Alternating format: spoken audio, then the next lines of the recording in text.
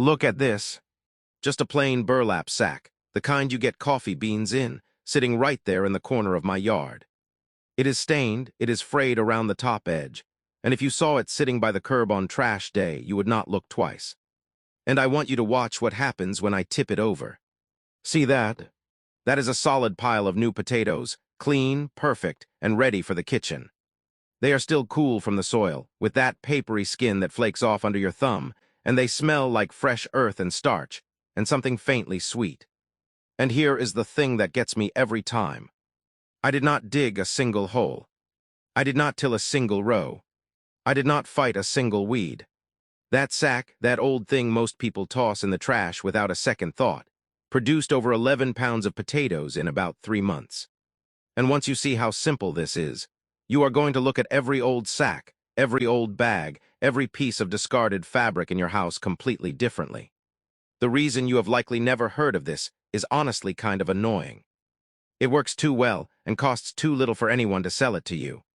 Nobody is going to run a commercial telling you to stop buying their plastic grow bags and raised bed kits, and just use that old burlap sack sitting in your garage.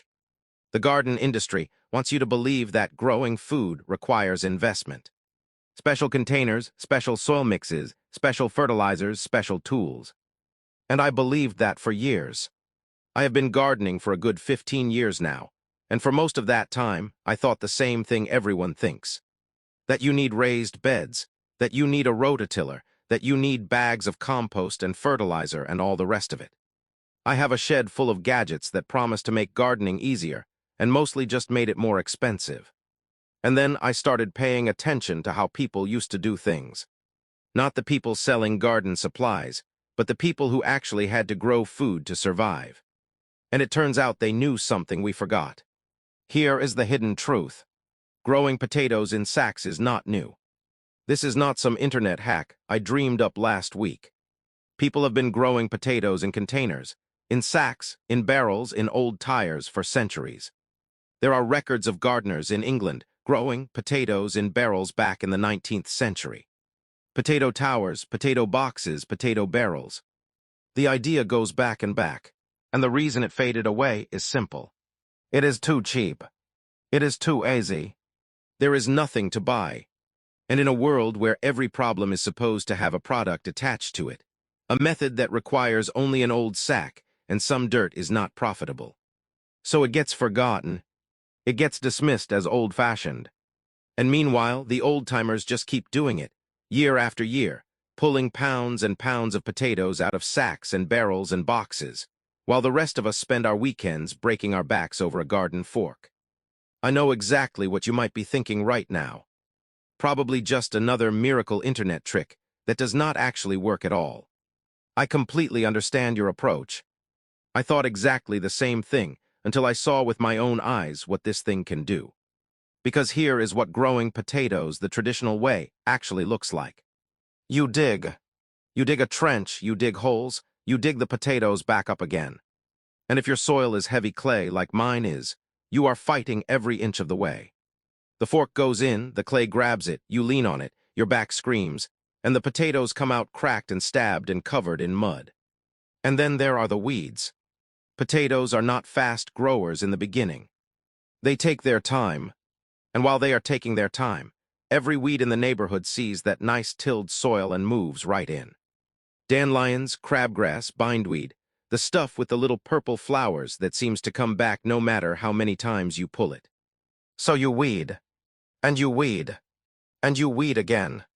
And then the blight shows up, or the Colorado potato beetle, and you are out there every evening picking bugs off plants like some kind of desperate surgeon. I have done all of it. I have spent entire weekends on my knees in the dirt, and at the end of it all, I have pulled up maybe a bucket of potatoes if I was lucky. Do you know that feeling? I know it all too well. And the usual advice does not help. Let me just walk you through it, because I have tried every single one of these. First, you have got the people who say just grow them in the ground. It is the only way. But what if you do not have ground?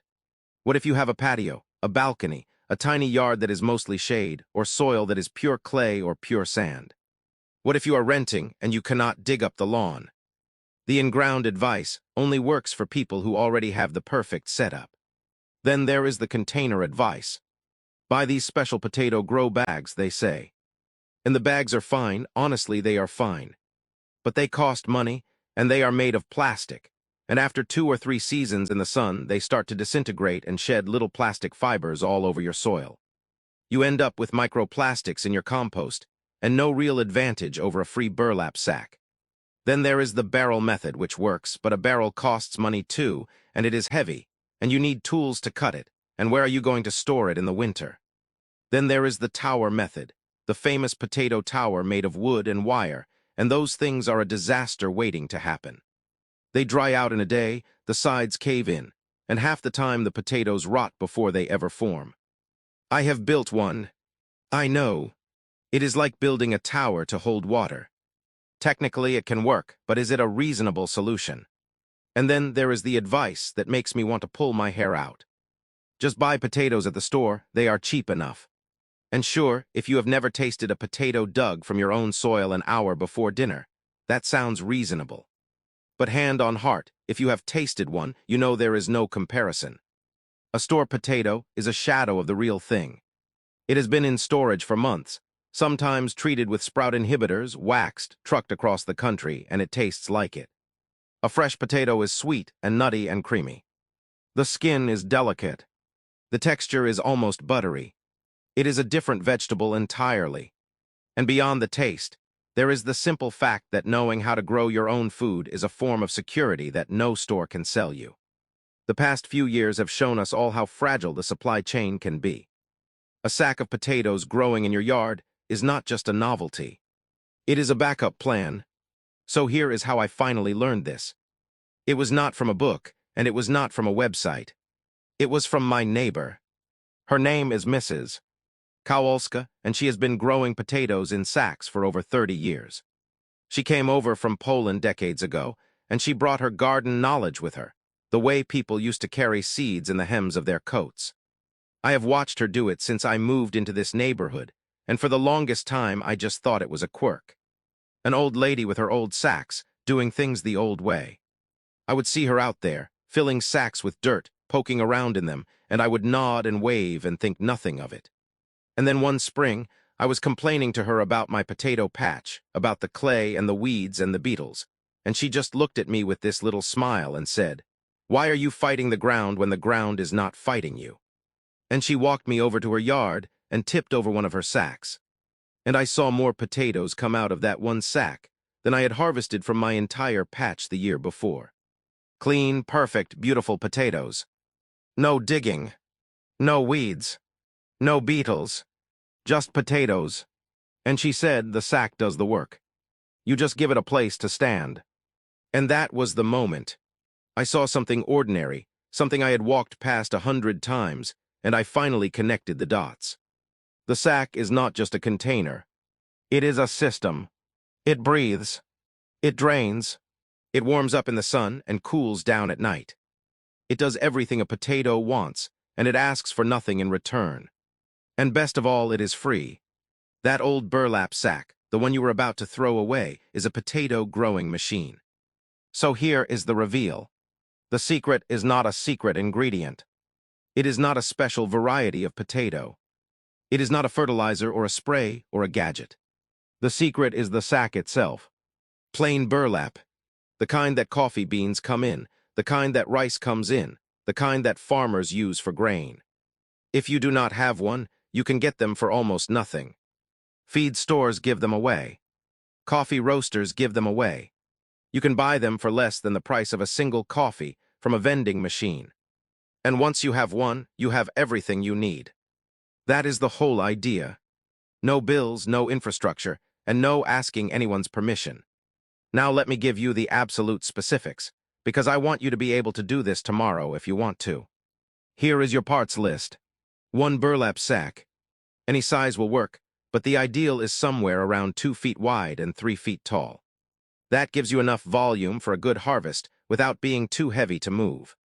If you can only find a smaller sack, use it. If you can only find a bigger one, use it. The potato does not care. 2 or 3 seed potatoes.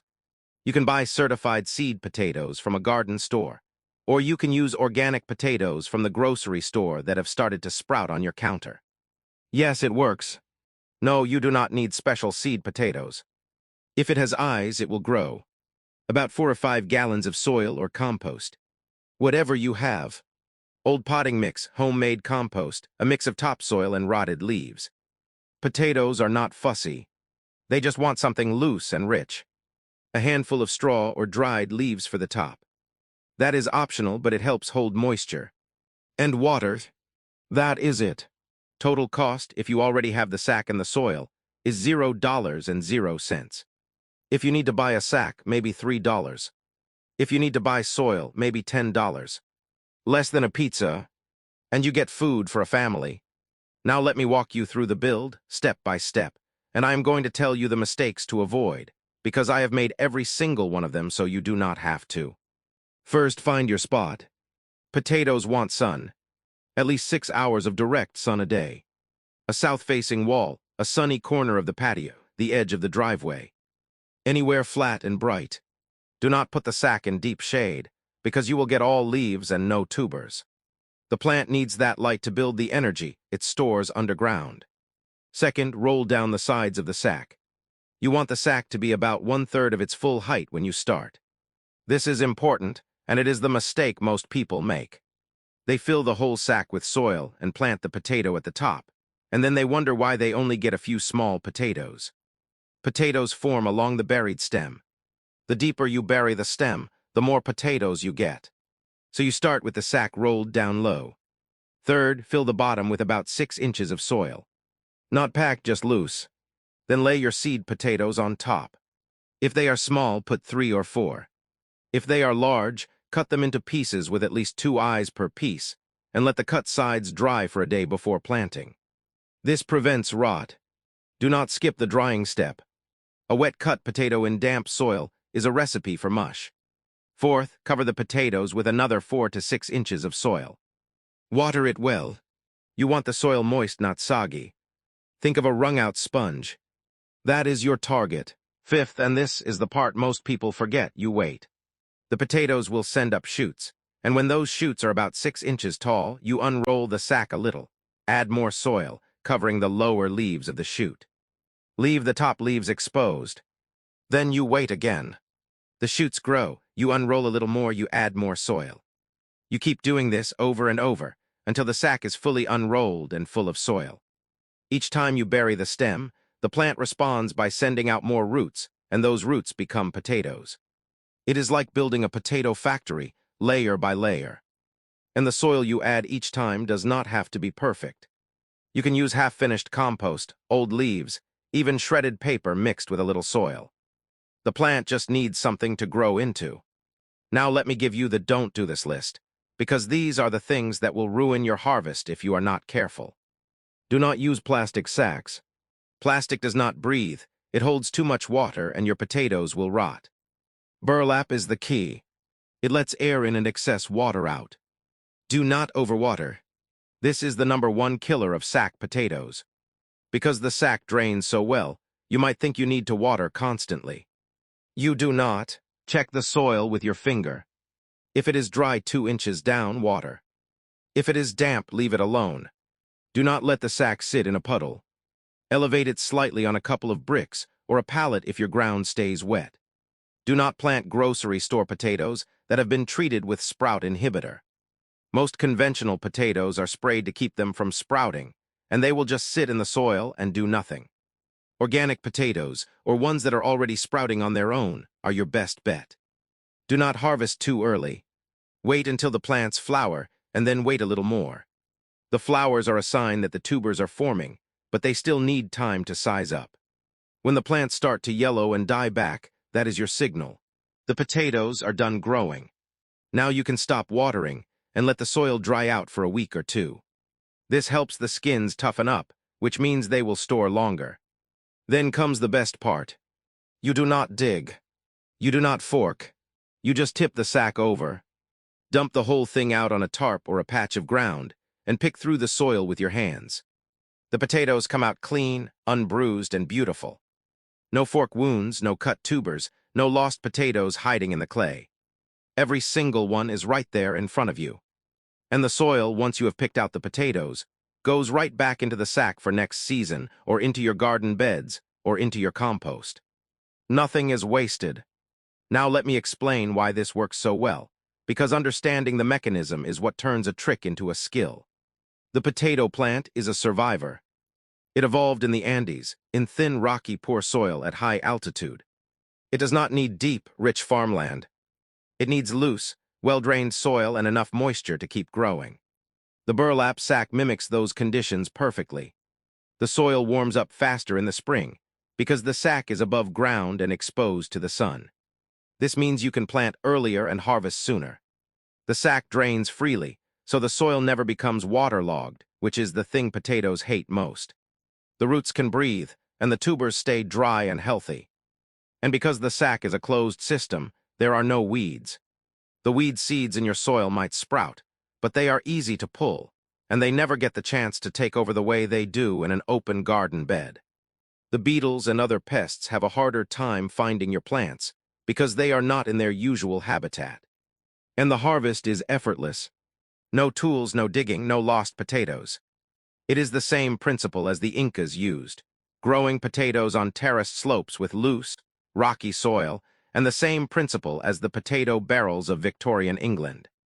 The plant wants to grow. You just have to give it the right conditions and get out of the way. Now let me tell you about my first real harvest, because I want you to have realistic expectations. That first year I had 3 sacks. 3 old burlap sacks I got from a local coffee roaster for free. They still smelled faintly of coffee, which was honestly kind of pleasant every time I walked past them. I filled them with a mix of old potting soil and homemade compost, planted them with some organic Yukon Golds that had sprouted on my counter, and I waited. I watered when the soil felt dry. I unrolled and added soil every couple of weeks. And honestly, for the first month, nothing much seemed to happen.